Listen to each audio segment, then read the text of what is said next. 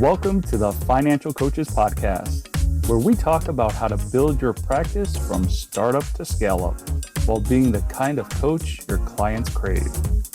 Finally, a podcast for financial coaches. Here are your hosts, Maria and Cody Sizemore.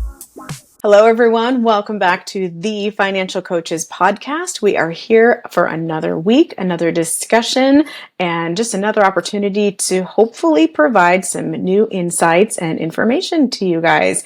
We appreciate you tuning in today and look forward to connecting with you, hopefully in the Financial Coaches Podcast by New Money Habits. It's the Facebook group that we have. It's free to join. We invite you to do that today. Go ahead and hit pause if you'd like. And come on right back. Cody, how are you? I'm great. Good. How are you? Happy to hear it. I'm really good today. Thank you. I wanted to talk with you about something because I know that you are kind of like an all-in type of person. I mean, any of our every weekers who have heard us for any amount of time know that you are like, when you set a goal, you are 100% in. Now, what makes you say that? Well, I mean, you've done 75 hard, like 75 times. You decided that you didn't have enough of a challenge for your spirit, so you needed to ruck a marathon. I'm trying to think of what else some of the examples are, but like those are along I know. Yeah. The fact that you wanted to not just, increase your business by like 12% or 28%, but you're like, I want to double and a half what I did the year before. That kind of stuff. That's what I'm referencing here. Okay, do you have any others you want to add to it? Fair enough. So you're not going to fight me on that idea? No. Okay, I'll give this one to you. Okay. So with that being said, I'm curious if you think there's any validity to this idea. And if you don't, that's okay. That's what a discussion's all about. But I once heard about the power of 10%. Mm-hmm. Now, what that ultimately is referring to is that, sometimes psychologically, behaviorally, emotionally, it's difficult to just either give something up 100% or make a 100% shift in something. And so there's this idea that if you just give yourself permission to do 10%, it at least gets you started. Because sometimes the fear of 100% is enough to be daunting and make us not even start in the first place. So I'm curious to know, what are your thoughts about that initially? I think that so this is going to sound weird, given I doubt it. the type of person I am. Okay. I do see a lot of value in that. Okay. I do. Yes. And what do you see that is valuable about it?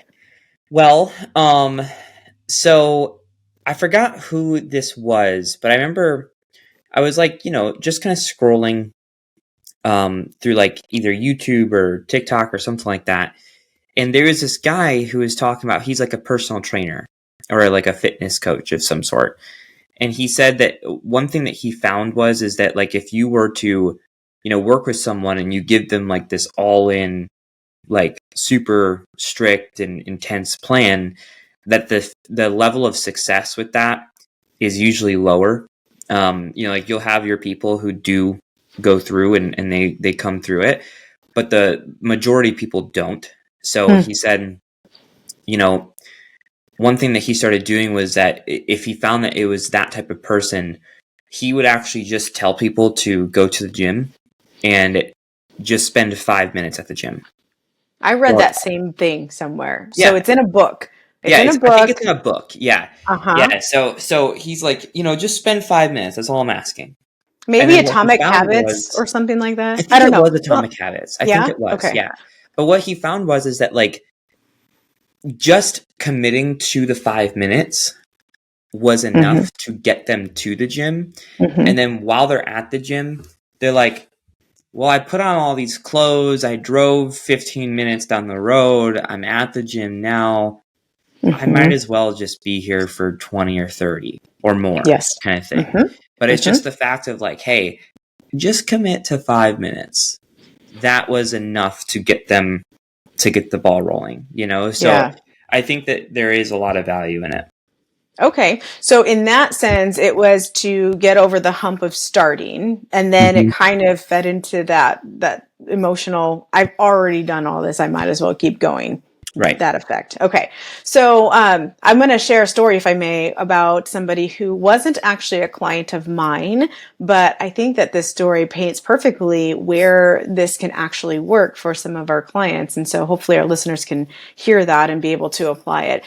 So you may or may not know of a money program that suggests that, you have $1,000 in a savings account, no more than that. Just like that's it if you have any debt hanging around. So I, about a year ago, went to a live event. I highly suggest people go to live events now that they're back up and live. But I went to a live event and I carpooled with somebody who also carpooled with somebody else. And the only reason that that's important is because it shows you that the degree of how I knew this person was nil. Like I didn't even know her at all. But she was sharing with me that she had recently hired a financial coach. Okay. I'm like, how is that going? She goes, I really don't like it. Oh, well, okay. What do you not like? Well, it turns out that this particular coach subscribed to the idea of you've got to not have any extra money sitting around if you have any extra debt. So she explained to me, I have this $10,000 sitting in a savings account. I really don't want to, put all like $9,000 of that towards this debt. I don't feel comfortable with that. I don't understand why he's asking me to do that. And so we did talk a little bit about, that it's supposed to get that emotional high and it gets you the momentum going. But she didn't seem to have that emotional high. And so we just kind of I let it go for a little bit. Well, at lunch at this event, I overheard her talking to somebody else who wasn't even talking to me. I was eavesdropping, essentially. But she was telling somebody about how she had just gotten out of this really gross marriage and this man had been pretty abusive and ... So in the car ride on the way back, I was just curious. And I said, I didn't say, hey, I was eavesdropping earlier, but I did say that I overheard. I was literally sitting next to her, so she just wasn't talking to me. So I said, I overheard you mention that, you recently got out of a marriage. May I ask you, how long has it been since you've been divorced? And she's like, oh, well, it's only been like 6 months. Okay. So after a little bit more prodding, we realized that she was ultimately super scared of getting rid of this $10,000 because that was all she had. And she was so used to not having to basically rely on herself that she needed that extra cushion to feel good about it. So that's why she wasn't getting that warm, fuzzy feeling when it came to, I'm excited about paying off this debt, because it wasn't enough to pay off her debt completely. And then it also left her feeling very, I'm going to say, I guess, vulnerable in that moment, because what happens if, right? Yeah. And so just for fun, I asked her, let me ask you, how would you feel about getting rid of $900 of that money? Or 100? Oh, I'm sorry. I said $100. No, I said 900 because it was 10% of the 9,000 that her coach was asking her to bring over. And she's like, that would leave me with I'm not going to do the math in my head, but then the amount that would be left over, it would have been 9,100, right? Yeah. So that would leave me with the $9,100 that I want to have. It's like, I think I'd be okay with that. And so right there in the car, we kind of devised a plan for her to each month just use 10% of what was left in that savings account to put towards the debt. And what ultimately happened, Cody, was that even after 6 solid months of doing that, she would have a significant amount still left in her savings account, even if she never added anything more to it. And she would have paid off probably $4,000 or $5,000 of that debt. And the idea here is that in that 6 months, not only will it have bought her 6 months of being more on her own, but it also would have given her the opportunity to see some of that debt go down. And if that is going to get her excited, now she's able to actually get excited about it. Whereas before, the fear was overtaking that potential excitement. And so I thought, you know what? I think that really does say something. Now, at the end of that 6 months, if she decided, you know what, this is great, I can do this on $1,000, I've got this extra confidence about myself, now she can lump sum drop the rest of it over there. But she didn't have to, and she was still making progress, which is way different than the quote unquote progress she was making with this coach, because there was such resistance that she wasn't even going to start. Yeah. Yeah. I think that that's a really, really good example of how it's really important to be in tune with the person's situation and also their relationship with money, because that money was not there just sitting there in her eyes. That was her security. Yeah. And if she got out of a marriage, any type of marriage in general, like someone would want to feel like they can be stable on their own, like they have that security. But especially if it was they got out of a marriage that was abusive or toxic or something like that.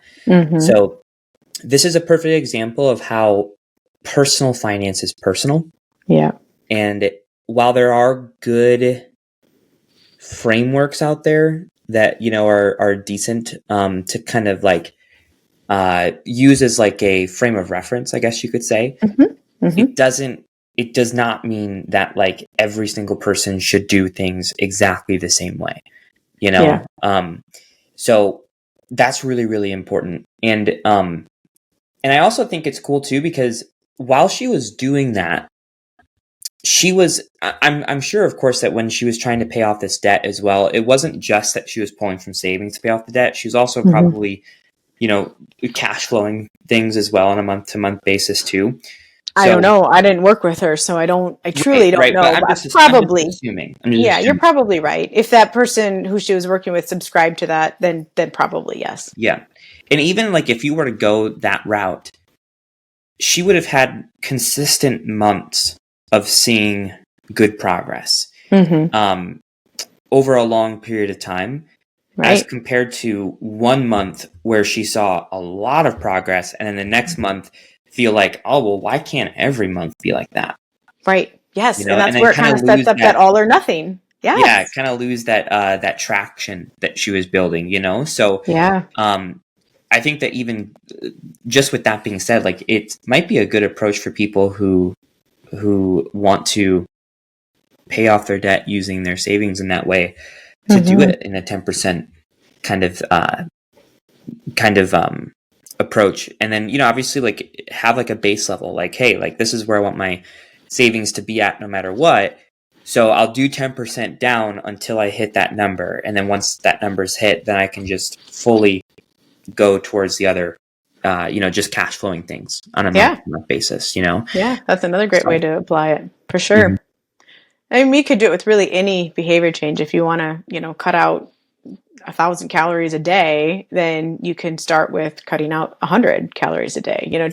Those are the types of things that when I think the possibilities are endless when you really sit down and think about it. And it really starts to go, okay, as long as we are doing this consistently, we're probably going to end up with better results than the person who does all of it all at once and then completely rebounds, because it was like you mentioned at the beginning that there are those people who are like, I am going to do this, like the ones at the gym, for example, that super strict plan. And there are a few percentage of those who will continue to just stick with that new lifestyle. But even the ones who complete it, there's a large percentage that will rebound because they weren't doing it for the sake of actually changing anything in their routine or their lives. They were doing it for the sake of the thrill, for the sake of just saying that they could do it, just the challenge of all of it. That's where I think a lot of thrill seekers find that excitement is in the challenge itself. And so once they go back, they're like, oh, well, I did that. I'm all good. Now back to Twinkies at night. Right. Yep.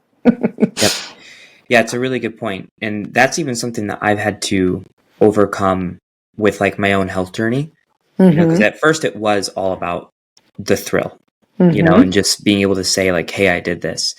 And I had some of those back and forth kind of times, but now that I've been doing it for 2.5 years now it's become more of like okay, let's just be more consistent with this overall, Yeah. Still go all in from time to time, but definitely it's like a mix of like the all in and the 10% kind of thing, Mm-hmm. Mm-hmm. and I think that that's good, like Mm-hmm. not being all in on the all in approach can sometimes Right. And actually I be was good. just going to say that it's not an either or, it's a this and. So Mhm. you can be all in on the 10%. So yes, maybe the plan itself looks on paper like it's 10%, but the attitude that you bring to it is 100% and you're all Right. in on that particular thing. So yeah, there's definitely a good, healthy mix there, I think.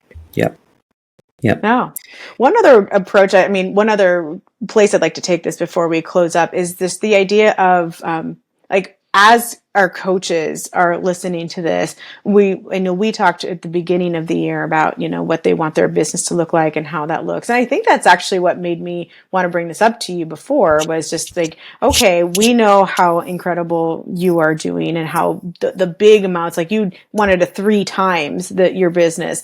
What about the people who want to see a consistent increase? Is it okay to just choose the smaller amount? Is that going to be the thing that gets you to say, I'm willing to do the few things that I need to do differently in order to see that consistent 10% increase? And I think, yes, I think that's actually a really good place to start. So if you're listening today and you're like, if I want something that's measurable, how do I measure the increase? And just go with 10%. And if you didn't make anything last year because you just started or because it was a bad year, maybe you don't say I need 10% at 0, because that's still 0 Right. for all of the mathematicians out there. But maybe you figure out what was it that you did and what do you want to do differently, and then own the 10% of that. So if you know that, you would like to make sure that you're posting 10 times a day, now you bring that down to 1 time a day, so on and so forth. So, so yeah, I don't know if you have anything to add to that at all, but that was the last direction I wanted to take that 10% for our listeners today.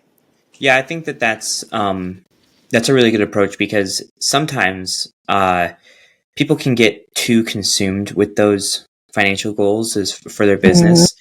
And if they're not careful, it can actually be what they're going after more than actually like why they're doing it in the first place, Yeah.